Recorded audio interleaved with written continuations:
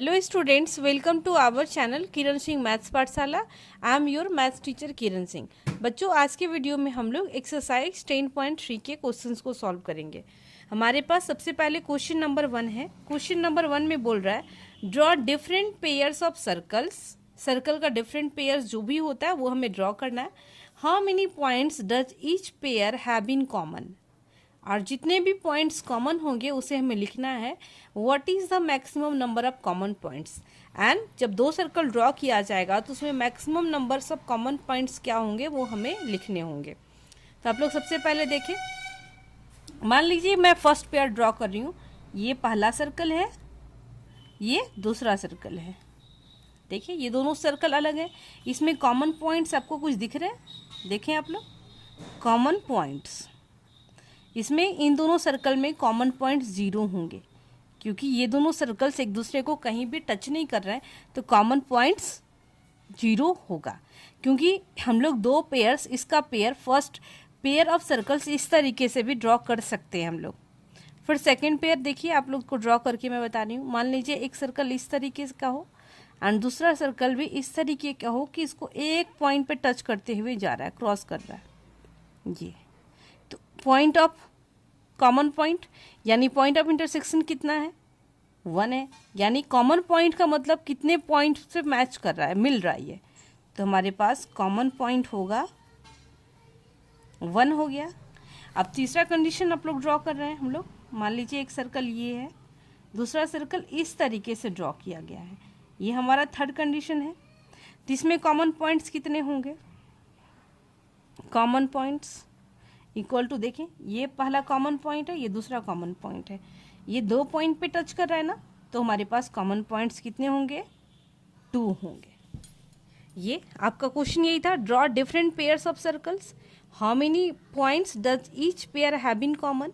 इस तरीके से हम लोग पेयर्स, या तो दोनों सर्कल अलग अलग होंगे, कॉमन पॉइंट 0 होगा, या फिर दो सर्कल इस तरीके से एक दूसरे को टच करेंगे कि एक पॉइंट कॉमन पॉइंट होगा, या फिर 2 पॉइंट्स होंगे कॉमन में, इस तरीके से। और इसके अलावा और किसी तरीके से ड्रॉ नहीं हो सकता है। ये 3 ही तरीके से हम लोग इसको ड्रॉ कर सकते हैं। अब आपके पास एक क्वेश्चन और भी है, what is the maximum number of common points. तो मैक्सिमम हमारे पास 0, 1 एंड 2 है, तो maximum number of common points क्या होगा? 2। तो हम लोग आंसर लिखते हैं, number of maximum common points equal to 2। ये हमारा आंसर कंप्लीट हो गया। अब हमारे पास क्वेश्चन नंबर 2 है। क्वेश्चन नंबर 2 में बोल रहा है suppose you are given a circle. एक सर्कल हमारे पास है, तो बोल रहा है give a construction to find its centre. तो इसके सेंटर को फाइंड आउट करने के लिए हमारा क्या स्टेप्स होगा, क्या इस कंस्ट्रक्शन का, वो सारे हमें स्टेप्स लिखने होंगे। तो मैं आपको कंस्ट्रक्शन करके दिखा रही हूँ, आप लोग इसको समझने की कोशिश करें। मान लीजिए आपके पास एक सर्कल दिया हुआ है, ये सर्कल आपके पास है। एक सर्कल ड्रॉ कर लेते हैं सबसे पहले हम लोग। ये कोई भी एक सर्कल है, तो हम लोगों को इसका सेंटर फाइंड आउट करना है। इसका सेंटर क्या होगा? ये सेंटर आपको दिख रहा है कि ये है, लेकिन इसका सेंटर निकालेंगे कैसे? इसके स्टेप्स ऑफ कंस्ट्रक्शन के द्वारा वो हमें निकालना है। मान लीजिए हम लोग इस पे 3 पॉइंट्स ले लेते हैं। जो थ्योरम आपको 10.5 बताया गया था उसी तरीके से होगा। ये मान लीजिए आपके पास 3 पॉइंट्स है, ए है, ये हमारे पास दूसरा पॉइंट हम लोग ले लेते हैं, ये बी है, 3 नॉन कोलिनियर पॉइंट्स हम लोग ले रहे हैं, ये हमारे पास तीसरा सी है। इस तरीके से हो गया। अब हम लोग क्या करेंगे, A B and B C को ज्वाइन करेंगे। हम लोग ए बी को ज्वाइन करते हैं, ये ए बी को ज्वाइन कर लिए। अब हम लोग बी सी को ज्वाइन करेंगे। अब हम लोग बी सी को भी ज्वाइन कर रहे हैं, ये बी सी भी हमारा ज्वाइन हो गया। अब उसके बाद हम लोग क्या करेंगे, A B and B C दोनों का परपेंडिकुलर बाइसेक्टर ड्रॉ करेंगे। परपेंडिकुलर बाइसेक्टर आपको पता है, इसके टोटल लेंथ का यानी बी सी के लेंथ का इसके लेंथ के हाफ से ज़्यादा को लेंगे, ऊपर कट करेंगे एक आर्क नीचे कट करेंगे। इसी तरीके से यहाँ पे रखेंगे, एक आर्क ऊपर कट किए, दूसरा आर्क इस साइड में कट करेंगे नीचे। अब हम लोग इसको मिलाएंगे, ये मिला लेते हैं, ये हम लोग मिला लिए इस तरीके से। ये हमारा मिल गया। जो मिला हम लोग मान लेते हैं इसका नाम क्या है, एस एंड आर है। अब हमारे पास दूसरा ए बी का भी परपेंडिकुलर बाइसेक्टर ड्रॉ करते हैं। इसके भी लेंथ का हाफ से ज़्यादा मुझे लेना है, ऊपर नीचे कट करेंगे। इस साइड से भी हमारा हो जाएगा। ये ऊपर कट किया, नीचे देख लीजिए आप लोग, इसी पॉइंट पे कट हो रहा है। अब इसको भी हम लोग मिलाते हैं। ये हो गया, इसको भी मिला दिए। एंड इसका हमारे पास मान लेते हैं, इसका नाम हमारे पास क्या है, ये P है, ये Q है। तो इन दोनों का परपेंडिकुलर बाइसेक्टर का जो पॉइंट ऑफ इंटरसेक्शन होगा वही हमारा क्या होगा, सेंटर होगा। इस तरीके से ये हमारा क्या था, कंस्ट्रक्शन था। अब हम लोग इसके स्टेप्स को भी लिखेंगे। हम लोग क्या लिखेंगे, steps of constructions, steps of constructions. ये कंस्ट्रक्शन का स्टेप। पहला स्टेप में हम लोगों ने क्या किया, पहला स्टेप में हम लोगों ने किया mark 3 points, mark any 3 points, कोई भी 3 पॉइंट्स ले सकते हैं। Mark any 3 points A, B and C on the circle. एक सर्कल पे ले लिया। नेक्स्ट में हम लोगों ने क्या किया, नेक्स्ट हमारे पास स्टेप 2 हो जाएगा। ज्वाइन किए थे A B and B C को, तो लिखेंगे join A B and B C. Third step में हमारा था परपेंडिकुलर बाइसेक्टर ड्रॉ किए थे, तो लिखते हैं draw the perpendicular, draw the perpendicular bisector of A B, bisector of A B, let it be P Q. A B का perpendicular bisector draw किए जिसका नाम क्या है, पी क्यू है। अब स्टेप नंबर 4 लिखते हैं, draw perpendicular bisector, draw the perpendicular bisector, perpendicular bisector of, यहाँ पर ए बी था, ए बी लिखेंगे एंड नेक्स्ट में लिखेंगे B C and let it be, ये हमारे पास क्या है, आर एस है। एंड पॉइंट ऑफ इंटरसेक्शन अब नेक्स्ट हमारे पास क्या है, P Q and R S intersect at O. आप देख रहे हैं ओ पॉइंट पे पी क्यू, ये हमारे पास P Q and R S O point पे एक दूसरे को इंटरसेक्ट कर रहा है। तो 6 स्टेप में हो जाएगा ओ विल बी द, या फिर O is the centre, O is the center of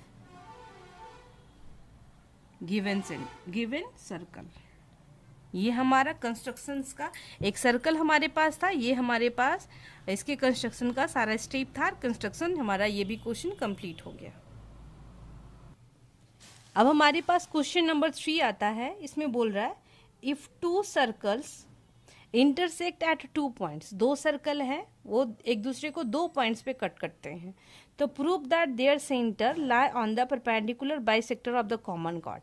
तो उनका जो क्या होगा, उनका जो सेंटर होगा वो परपेंडिकुलर बाइसेक्टर, वो कॉमन कॉर्ड के परपेंडिकुलर बाइसेक्टर पे लाई करेगा। तो सबसे पहले हम लोग पिक्चर ड्रॉ करते हैं। मान लीजिए आपके पास ये एक फर्स्ट सर्कल है, ये पहला सर्कल है, दूसरा सर्कल एक और सर्कल हम लोग ड्रॉ करते हैं, ये हमारे पास है, ये दूसरा सर्कल है। तो बोल रहा है if 2 circle intersect at 2 points, देख लीजिए ये आपका एक पॉइंट हो गया, ये दूसरा पॉइंट हो गया।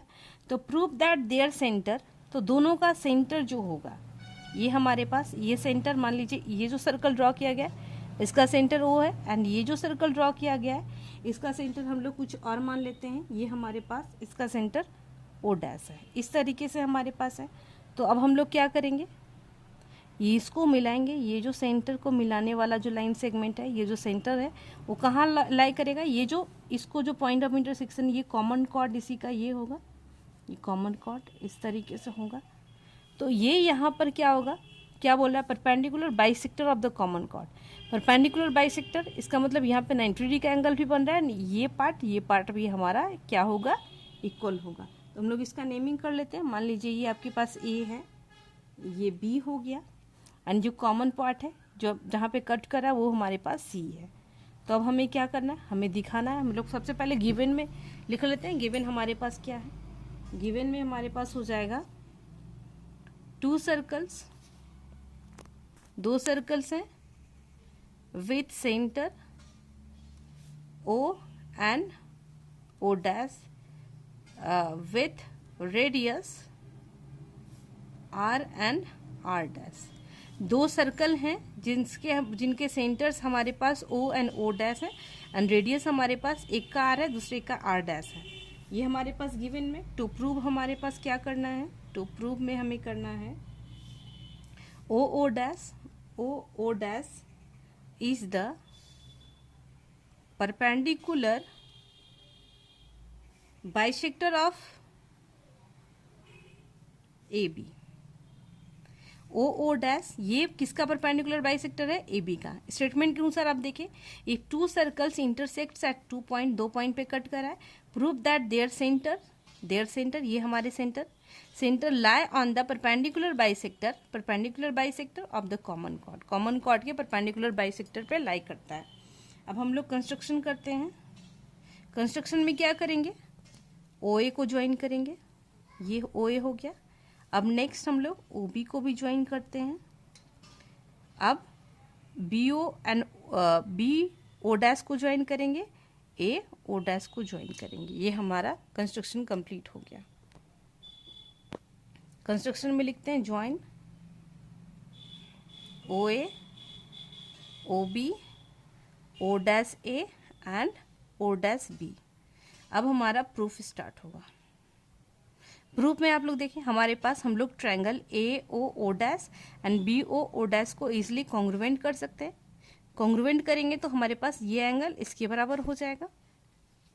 देखिए, in triangle AO dash and triangle BO dash, इसमें लेते हैं। हमारे पास इस ट्रायंगल में देखें, इस बड़े वाले ट्रायंगल में ये रेडियस है, ये भी रेडियस है, एंड ये R डैश है, ये R डैश है, दोनों बराबर होगा। पहले वाले से सर्कल के रेडियस को हम लोग R माने थे, दूसरे वाले सर्कल के रेडियस को हम लोग R डैश माने थे। गिवन में आप देख सकते हैं। तो हम लोग लिखते हैं OA equal to OB, radii of a circle. दूसरा फिर से O dash A equal to O dash B, ये भी हो जाएगा radii of a circle. Next हमारे पास O डैश ये कॉमन है। देखें यहाँ पर O डैश, पिक्चर में भी O डैश। तो therefore triangle AO dash congruent हो जाएगा ट्रायंगल BO डैश के बाय कौन से क्राइटेरिया के अनुसार, S।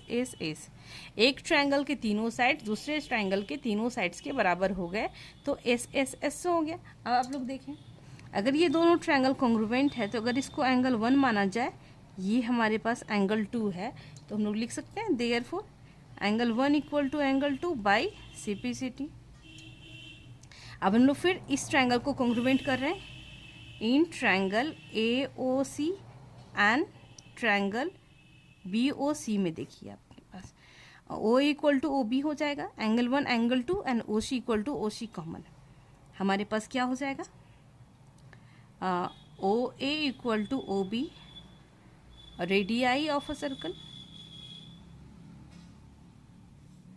नेक्स्ट हमारे पास एंगल 1 एंगल 2 के बराबर, एबव प्रूव्ड, ऊपर में हम लोग साबित किए हैं, ये एंगल 2 लिखा हुआ, and OC equal to OC common हो गया। देयरफॉर ट्रायंगल AOC कॉन्ग्रुएंट हो जाएगा ट्रायंगल BOC का बाय कौन से क्राइटेरिया के अनुसार। देखें, पहले साइड आया, फिर एंगल आया, फिर साइड, तो बाय SAS। अगर ये दोनों ट्रायंगल कॉन्ग्रुएंट है तो AC इक्वल टू BC हो गया हमारे पास। हम लोग लिख सकते हैं therefore AC equal to BC by CPCT। Bisect करने के बारे में बात बोल रहा था, AB को बाइसेक्ट करें, अगर AC इक्वल टू BC है तो बाइसेक्ट तो ऑब्वियसली कर ही रहा है। अब हमारे पास यहाँ पर देखें, इस एंगल को मैं लिख रही हूँ एंगल 3 एंड एंगल 4। तो हमारे पास एक चीज़ और होगा, and angle 3 equal to angle 4 ये भी होगा बाई CPCT से। आप लोग देखें ए बी एक स्ट्रेट लाइन है, तो एंगल 3 एंगल 4 क्या हो जाएगा, 180 डिग्री के बराबर। ये लीनियर पेयर बना रहा है, तो एंगल 3 एंगल 4 के बराबर है, तो हम लोग एंगल 3 प्लस एंगल 3 लिख रहे हैं इक्वल टू 180 डिग्री लिख देते हैं। Since angle 3 equal to angle 4 है, 2 एंगल 3 इक्वल टू 180 डिग्री, ये एंगल 3 लिख रहा है, तो 90 डिग्री आ गया। एंगल 3 एंगल 4 के भी बराबर था, दोनों 90 डिग्री आ गया। तो देयरफॉर हम लोग क्या लिख सकते हैं, हमारे पास हो जाएगा, देखिए ये 90 डिग्री हो गया ना, तो हम लोग लिख सकते हैं, और ये इक्वल भी हो गया, देयरफॉर हम लोग लिख सकते हैं O dash is the perpendicular bisector of AB। हमारा इस तरीके से ये भी क्वेश्चन प्रूफ हो गया। वर्कशीट 3 हमारा कंप्लीट हो गया। Thanks students for watching me.